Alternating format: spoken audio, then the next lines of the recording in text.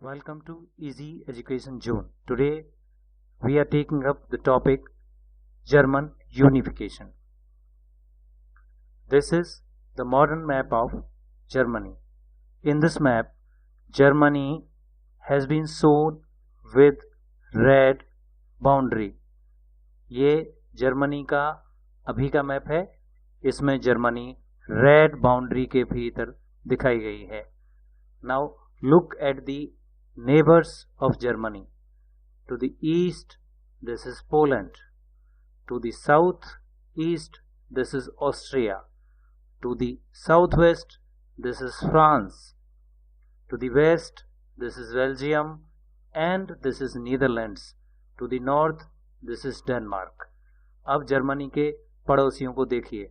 Germany के east में ये पोलैंड है, जर्मनी के साउथ ईस्ट में ये ऑस्ट्रिया है, जर्मनी के साउथ वेस्ट में ये फ्रांस है, जर्मनी के वेस्ट में ये बेल्जियम और ये नीदरलैंड्स हैं, और जर्मनी के नॉर्थ में ये डेनमार्क है. जर्मनी बिफोर यूनिफिकेशन, ये जर्मनी का यूनिफिकेशन से पहले का मैप है. You can C in this map that Germany is divided into A number of small kingdoms and states. इस मैप में आप देख सकते हैं कि जर्मनी कई छोटे छोटे किंगडम्स और स्टेट्स में डिवाइडेड है. To the east you can see this is east Prussia in the blue. To the here it is west Prussia in the pink. To the south is Silesia in the pink again. This is to the east is Brandenburg, and then this is Bavaria in the south. This is Lorraine to the southwest. In the west, this is Westphalia. To the north, this is Hanover, and this is Holstein. Important persons: Otto von Bismarck and Frederick William I. These are the people, those who played important role in German unification. ये वो लोग हैं जिन्होंने Germany के unification में एक important role play किया है. ये हैं ऑटो वन बिस्मार्क और Frederick William first. Otto von Bismarck, you can see the picture. He was the prime minister of Prussia. Otto von Bismarck Prussia के प्राइम मिनिस्टर थे. He is famous for his blood and iron policy. वो अपनी blood and iron policy के लिए famous हैं. उनका कहना था कि युद्ध की पॉलिसी सबसे अच्छी पॉलिसी है. Under his policy leadership, Prussia fought 3 wars and defeated Denmark, Austria and France. उनकी लीडरशिप में प्रुशिया ने 3 युद्ध लड़े और डेनमार्क, ऑस्ट्रिया और फ्रांस को हराया. Frederick William I was the king of Prussia. Frederick William I Prussia के राजा थे. Under his leadership, Prussia defeated Denmark, Austria and France. उनकी लीडरशिप में प्रुशिया ने डेनमार्क, ऑस्ट्रिया और फ्रांस को हराया. In 1871, he was crowned German Emperor. 1871 में उनको जर्मन एम्परर डिक्लेयर कर दिया गया. प्रोसेस ऑफ जर्मन यूनिफिकेशन, ये जर्मन यूनिफिकेशन का प्रोसेस है. After the liberal nationalist attempt failed in 1848, जब 1848 में लिबरल नेशनलिस्ट की अटेम्प्ट फ्रैंकफर्ट पार्लियामेंट फेल हो गई, then Prussia took over the leadership of German unification. तो प्रुशिया ने जर्मन यूनिफिकेशन की लीडरशिप को अपने हाथ में ले लिया.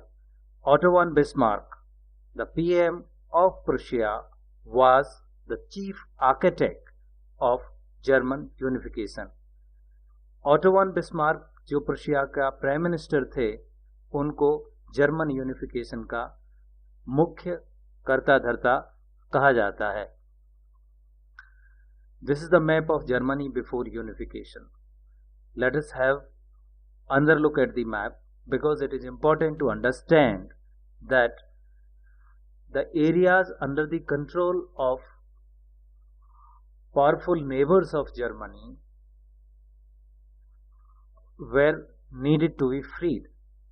ये जानना बहुत जरूरी है कि जो जर्मनी के पावरफुल पड़ोसी कंट्रीज थे, जैसे ऑस्ट्रियन एम्पायर, फ्रांस और डेनमार्क, उनके अंडर में जर्मनी के उनके नज़दीक के हिस्से उनके कंट्रोल में थे और उन हिस्सों, जर्मनी के उन हिस्सों को उनसे फ्री कराए बगैर the German unification was not possible, German unification संभव नहीं था।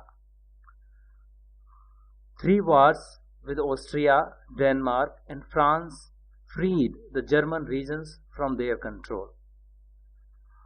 प्रुशिया ने 3 युद्ध ऑस्ट्रिया, डेनमार्क और फ्रांस के साथ लड़े, उन्हें हराया और उनसे जर्मनी के उनके कंट्रोल वाले इलाकों को फ्री करा लिया। जर्मन यूनिफिकेशन वॉज कंप्लीटेड और इसके साथ ही जर्मनी का यूनिफिकेशन कंप्लीट हो गया।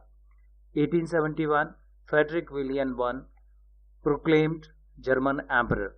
1871 में फ्रेडरिक विलियम I, जो प्रुशिया के किंग थे, उनको जर्मनी का एम्परर प्रोक्लेम कर लिया गया। This is the palace of Versailles. Here the Prussian king Frederick William I is being crowned as German emperor. ये पेरिस का वर्सलिस पैलेस है। यहाँ पर इस पिक्चर में प्रुशिया के राजा फ्रेडरिक विलियम I को जर्मनी का एम्परर क्राउन किया जा रहा है, उनका राज तिलक किया जा रहा है। With this we come to the end of German unification. I hope you have found the video useful. Thank you. इसके साथ ही हम जर्मन यूनिफिकेशन के टॉपिक के एंड पे आते हैं और मुझे आशा है कि आपको वीडियो यूजफुल लगा होगा। Thank you.